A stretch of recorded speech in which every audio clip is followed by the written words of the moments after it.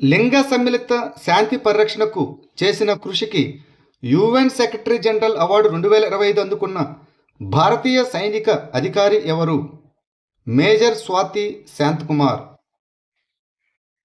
బెంగళూరుకు చెందిన భారత సైనిక అధికారిని మేజర్ స్వాతి శాంతకుమార్ లింగ సమ్మిళిత శాంతి పరిరక్షణకు గాను యుఎన్ సెక్రటరీ జనరల్ అవార్డు 2025ను అందుకున్నారు.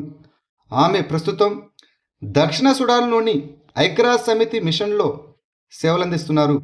ఈ అవార్డు లింగ సమానత్వం మరియు శాంతి పరిరక్షణను ప్రోత్సహించే ఇనిషియేటివ్లను గుర్తిస్తుంది.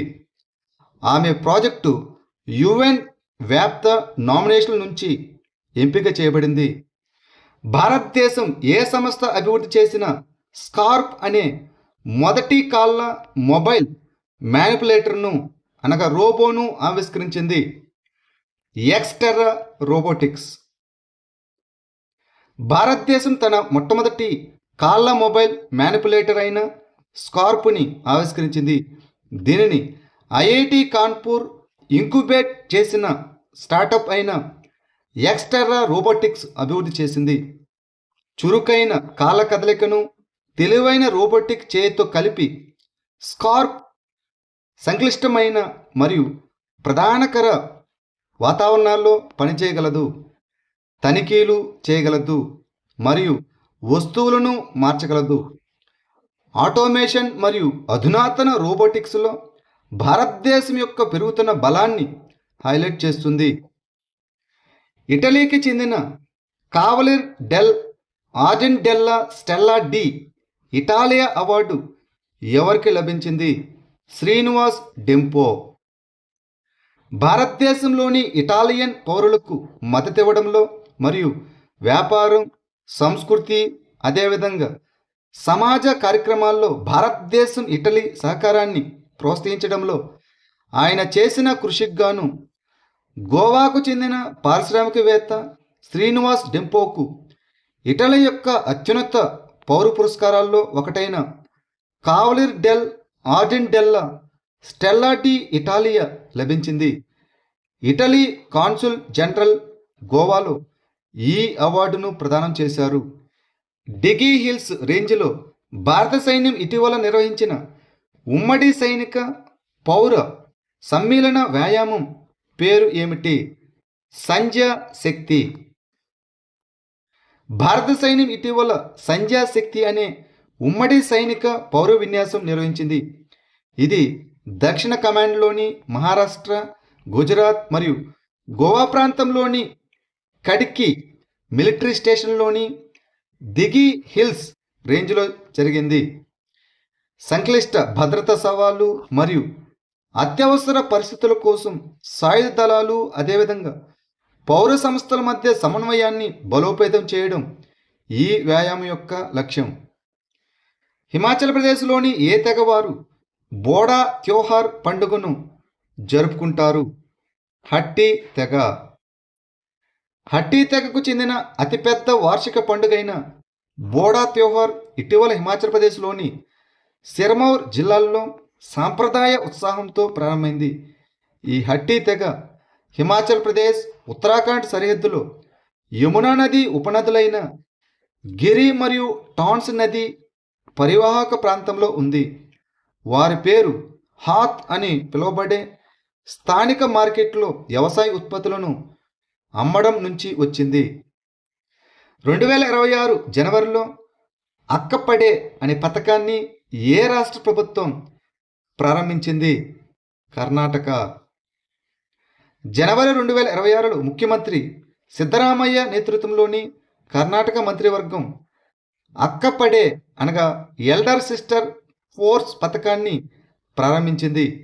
ఈ పథకం కర్ణాటక అంతటా మహిళలు మరియు మైనర్ బాలికలను రక్షించడం మరియు భద్రత కల్పించడం లక్ష్యంగా పెట్టుకుంది. హింస, వేధింపులు, దోపిడీ, బాల్య వివాహాలు మరియు ఇతర సామాజిక దురాచారాలను నివారించడానికి ఇది మహిళలు మరియు సమాజ ఆధారిత కార్యక్రమం. అరళం వన్యప్రాణుల అభయారణ్యం పేరును అరళం సీతాకోక చిలుక అభయారణ్యంగా ఏ రాష్ట్రం పేరు మార్చింది? కేరళ. కేరళ అరళం వన్యప్రాణుల అభయారణ్యం పేరును అరళం సీతాకోకచిలుక అభయారణ్యంగా మార్చింది. ఇది రాష్ట్రంలో మొట్టమొదటి సీతాకోకచిలుక అభయారణ్యం అయ్యింది. ఈ నిర్ణయాన్ని రాష్ట్ర వన్యప్రాణుల బోర్డు ఆమోదించింది. 1984లో అరళం వన్యప్రాణుల అభయారణ్యంగా ప్రకటించబడింది. ఇది పశ్చిమ కనుమల పరిధిలో ఉంటుంది. ఇది సమాజ భాగస్వామ్యాన్ని మరియు స్థిరమైన పర్యావరణ పర్యాటకాన్ని కూడా ప్రోత్సహిస్తుంది. Man portable anti tank guided క్షిపణిని ఏ సంస్థ పరీక్షించింది? రక్షణ పరిశోధన మరియు అభివృద్ధి సంస్థ డిఆర్డిఓ. డిఆర్డిఓ జనవరి 11, 2026న man portable anti tank guided క్షిపణిని పరీక్షించింది. ఈ పరీక్షను మహారాష్ట్రలో నిర్వహించారు. ఈ క్షిపణి కదిలే లక్ష్యాన్ని విజయవంతంగా ఛేదించింది. ఇది 3వ తరం ఫైర్ అండ్ ఫర్గెట్ సిస్టమ్. ఈ క్షిపణికి టాప్ అటాక్ సామర్థ్యం ఉంటుంది. ఈ ఆయుధం పగలు మరియు రాత్రి పనిచేయగలదు. ఇది ఆధునిక యుద్ధ ట్యాంకులను కూడా ఓడించగలదు. సౌరశక్తితో నడిచే నిఘా డ్రోన్ అయిన మీడియం ఆల్టిట్యూడ్ పర్సిస్టెంట్ సర్వేలెన్స్ సిస్టమ్ను ఏ కార్యక్రమం కింద అభివృద్ధి చేశారు? Innovations for defence excellence IDEX. Medium altitude persistent surveillance system అనే సౌరశక్తితో నడిచే నిఘా డ్రోన్ కోసం భారత సైన్యం 168 కోట్ల ఒప్పందంపై సంతకం చేసింది. దీనిని రక్షణ మంత్రిత్వ శాఖ యొక్క ఇన్నోవేషన్స్ ఫర్ డిఫెన్స్ ఎక్సలెన్స్ కింద new space research and technologies అభివృద్ధి చేసింది. ఇది భారత సైన్యం ప్రవేశపెట్టిన మొదటి సౌరశక్తితో నడిచే డ్రోన్. బ్యాటరీ లేదా ఇంధన డ్రోన్ల మాదిరిగా కాకుండా ఇది ఎక్కువ గంటలు గాలిలో ఉండటానికి సౌరశక్తిని ఉపయోగిస్తుంది. సరిహద్దుల వెంట ఇంటెలిజెన్స్, నిఘా మరియు నిఘా మిషన్ల కోసం దీనిని ఉపయోగిస్తారు. నేలపట్టు పక్షుల అభయారణ్యం ఏ రాష్ట్రంలో ఉంది? ఆంధ్రప్రదేశ్. ఆంధ్రప్రదేశ్లోని సూలూరుపేట సమీపంలో ఉన్న నేలపట్టు పక్షి అభయారణ్యం ఫ్లెమింగో ఫెస్టివల్ ఇటీవల అనేక కుటుంబాలను ఆకర్షించింది. ఇది భారతదేశంలో 2వ అతిపెద్ద ఉప్పు సరస్సు అయిన పులికాట్ సరస్సుకు దగ్గరగా ఉంటుంది. ఈ అభయారణ్యం స్పాట్ బిల్డ్ పెలికానుకు ముఖ్యమైన సంతానోత్పత్తి ప్రదేశం. ఇది బారింగ్టోనియా చిత్తడి అడవులు మరియు దక్షిణ పొడి సతతహరిత పొదలతో సహా గొప్ప వృక్ష సంపదను కలిగి ఉంటుంది. 47వ జాతీయ జూనియర్ బాలుర హ్యాండ్బాల్ ఛాంపియన్షిప్కు ఆతిథ్యం ఇచ్చే నగరం ఏది? న్యూఢిల్లీ. ఢిల్లీ ముఖ్యమంత్రి రేఖా గుప్తా న్యూఢిల్లీలోని పితంపురాలోని ప్రభుత్వ పాఠశాలలో 47వ జాతీయ జూనియర్ బాలుర హ్యాండ్బాల్ ఛాంపియన్షిప్ను ప్రారంభించారు. దీనిని హ్యాండ్బాల్ ఫెడరేషన్ ఆఫ్ ఇండియా మరియు ఢిల్లీ హ్యాండ్బాల్ అసోసియేషన్ సంయుక్తంగా నిర్వహిస్తున్నాయి. పంకుడి పోటలను ఏ మంత్రిత్వ శాఖ ప్రారంభించింది? మహిళా అండ్ శిశు అభివృద్ధి మంత్రిత్వ శాఖ.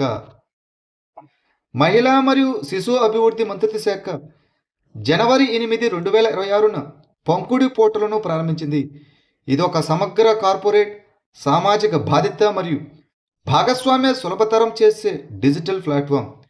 ఇది పోషకాహారం, ఆరోగ్యం, బాల్య సంరక్షణ మరియు విద్య, పిల్లల రక్షణ మరియు మహిళా సాధికారత వంటి రంగాలకు మద్దతిస్తుంది.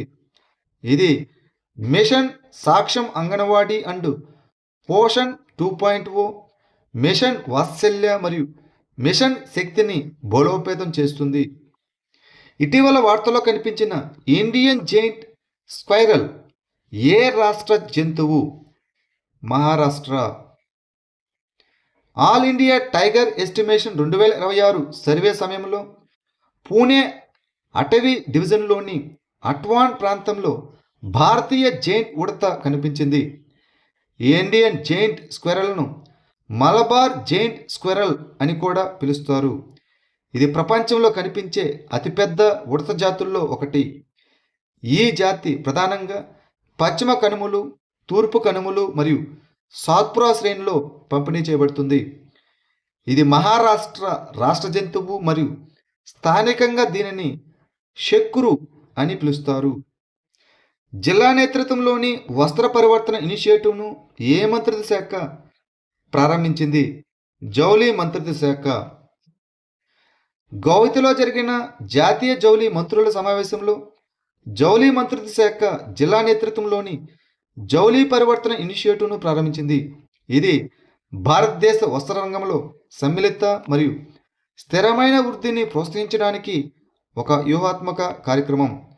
100 అధిక సంభావ్య జిల్లాలను ప్రపంచ ఎగుమతి ఛాంపియన్లుగా అభివృద్ధి చేయడం మరియు 100 ఆకాంక్షాత్మక జిల్లాలను స్వావలంబన వస్త్ర కేంద్రాలుగా మార్చడం దీని యొక్క లక్ష్యం. న్యూఢిల్లీలో జరిగిన నార్కో కోఆర్డినేషన్ సెంటర్ 9వ అపెక్స్ లెవెల్ సమావేశానికి ఎవరు అధ్యక్షత వహించారు? కేంద్ర హోంమంత్రి. ఇటీవల కేంద్ర హోంమంత్రి న్యూఢిల్లీలోని విజ్ఞాన భవన్లో జరిగిన నార్కో కోఆర్డినేషన్ సెంటర్ యొక్క 9వ అత్యున్నత స్థాయి సమావేశానికి అధ్యక్షత వహించారు. రాష్ట్రాలు మరియు హోంమంత్రిత్వ శాఖ మధ్య సమన్వయాన్ని మెరుగుపరచడానికి నార్కో కోఆర్డినేషన్ సెంటర్ 2016లో స్థాపించబడింది. ఈ ఎన్సిఓఆర్డి యొక్క ప్రధాన ఉద్దేశం మాదక ద్రవ్యాల ముప్పును సమగ్రంగా మరియు సమన్వయంతో పరిష్కరించడం.